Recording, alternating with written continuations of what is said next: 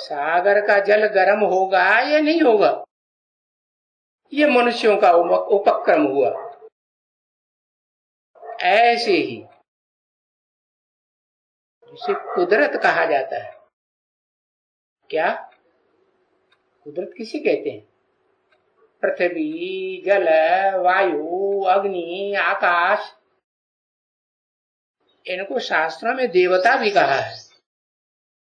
वो पृथ्वी, जल, वायु, अग्नि, आकाश जड़ है, और तुम बच्चे हो उनका उदाहरण देने के लिए चैतन्य पृथ्वी, जल, वायु, अग्नि, आकाश के रूप में पार्ट बजाने वाली आत्मा है। तो ये सब तामसी बनती है, और तामसी मनुष्यों की दुनिया का खलासा करने के लिए तामसी बनती है। इन सबका भंडार पृथ्वी में है। क्या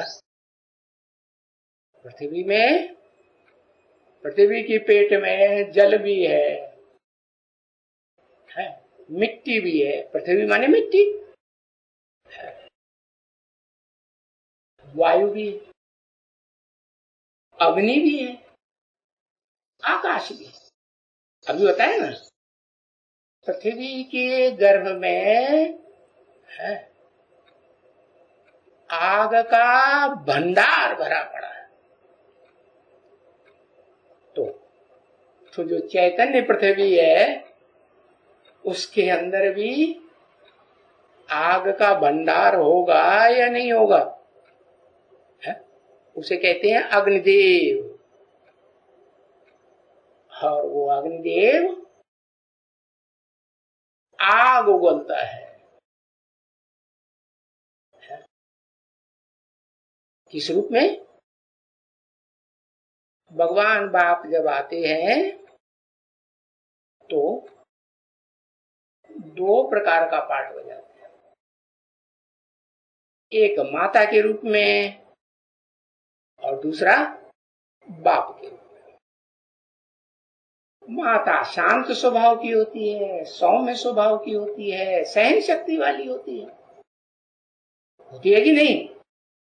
हाँ, नहीं होगी तो बच्चों की पालना कौन करेगा? लेकिन उन बच्चों में सब एक जैसे होते हैं क्या? है? होते हैं? अरे पृथ्वी पर जितने भी मनुष्य मात्र हैं वो सब पृथ्वी माता के बच्चे हैं ना। सब एक जैसे स्वभाव संस्कार के हैं? नहीं है। तो जो दुष्ट स्वभाव संस्कार वाले हैं और वो माँ के समझाने पर भी कितना भी समझाए और माँ उनको सुधारने के लिए कितना भी सहन करे, लेकिन वो सुधरते ही नहीं। तो फिर बाप को अपना विकराल रूप धारण करना पड़ता है। क्या विकराल रूप धारण करना? बाप का है, बाप के दो रूप हैं।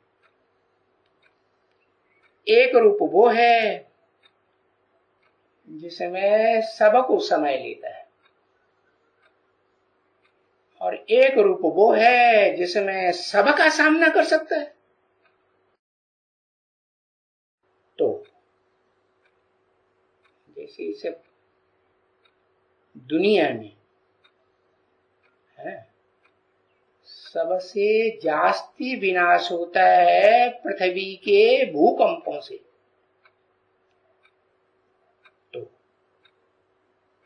सबसे जास्ती विनाशकारी कौन साबित हुई? मनुष्यों की जनरेशन का। पृथ्वी या सागर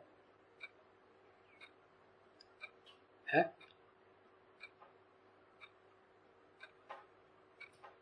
हाँ, पृथ्वी जो है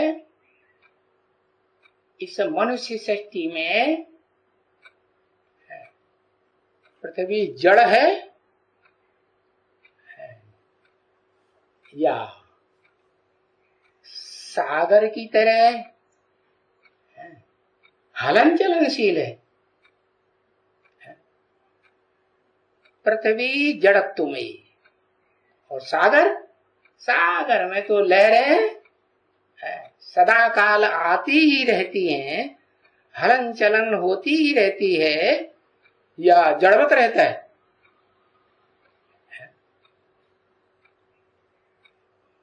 जैसे बताया, चैतन्य कहते हैं उसे, जो बोलता चालता है उसे चैतन्य कहते हैं, और जो बोलता भी नहीं चालता भी नहीं, आवाज भी नहीं करता, उसे जड़ कहते हैं। तो ये पृथ्वी जो है बोलती तो है और ऐसी बात बोलती है, ऐसी भाषा बोलती है, भूकंपों की भाषा।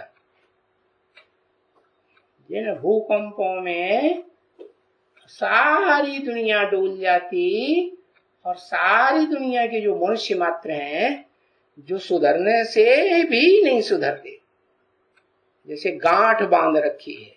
क्या गांठ बांध रखी है कि हम नहीं सुधरेंगे, चाहे ब्रह्मा भी उतर आए, चाहे भगवान भी उतर आए, लेकिन हम सुधरने वाले नहीं।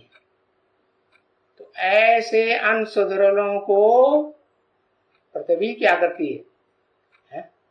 जो भूकंप लाती है उसमें सब दब करके मकानों में सब खलास हो जाते। फिर कोई बचते हैं या नहीं बचते हैं? वो बचते हैं जो सुधरने लायक हैं, जिनके लिए बताया कि हर धर्म में अच्छी और बुरी आत्माएं होती हैं कि नहीं? हाँ, अच्छे बुरे तो हर जगह होते ही। देखो हाथ है, इसमें 5 उंगलियां एक जैसी हैं? नहीं है ना। हाँ? तो ऐसे ही जब भगवान वापिस सृष्टि पर आते हैं, तो वो आकर के ये 2 चैतन्य आत्माओं को चुनते हैं, एक धरणी माता और एक ज्ञान का सागर।